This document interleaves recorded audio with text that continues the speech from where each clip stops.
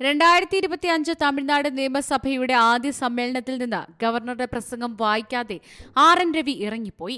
ദേശീയഗാനത്തെ അപമാനിച്ചതിനാലാണ് governor ഇറങ്ങിപ്പോയതെന്നാണ് രാജ്ഭവന്റെ വിശദീകരണം. 2025 തമിഴ്നാട് നിയമസഭയുടെ ആദ്യ സമ്മേളനം ഇന്ന് ഗവർണറുടെ പ്രസംഗത്തോടെ ചേരുമെന്ന് തമിഴ്നാട് നിയമസഭാ സ്പീക്കർ അപ്പാവു പ്രഖ്യാപിച്ചിരുന്നു. സാധാരണഗതിയിൽ ഗവർണറുടെ പ്രസംഗത്തോടെയാണ് വർഷത്തിലെ ആദ്യ സമ്മേളനം ആരംഭിക്കുന്നത്. ഗവർണറുടെ പ്രസംഗത്തിൽ തമിഴ്നാട് സർക്കാർ പദ്ധതികൾ, നയങ്ങൾ ഉൾപ്പെടെയുള്ള വിവരങ്ങൾ ഉൾപ്പെടുത്തും. നിയമസഭ തയ്യാറാക്കിയ പ്രസംഗം ഗവർണർ വായിക്കുകയാണ് പതിവ്.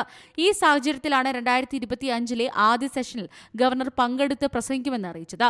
തമിഴ് താഴ്വാഴ്ത്ത ആലപിച്ച ശേഷം ദേശീയഗാനം ആലപിക്കണമെന്ന രവിയുടെ അഭ്യർത്ഥന മുഖ്യമന്ത്രി MK സ്റ്റാലിനും നിയമസഭാ സ്പീക്കറും അംഗീകരിച്ചില്ല. ഇന്ന് തമിഴ്നാട് നിയമസഭയിൽ വെച്ച് ഭാരതത്തിന്റെ ഭരണഘടനയും ദേശീയഗാനവും വീണ്ടും അപമാനിക്കപ്പെട്ടു.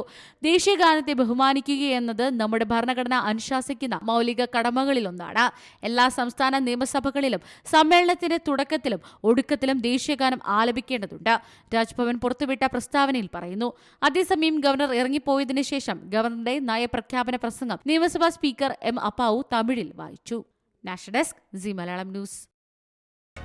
പുതിയ വാർത്തകളും വിശേഷങ്ങളും ഇനി വിരൽ തുമ്പിൽ. എല്ലാ ഡിജിറ്റൽ പ്ലാറ്റ്ഫോമുകളിലും ഇപ്പോൾ സി മലയാളം ന്യൂസ് ലഭ്യം.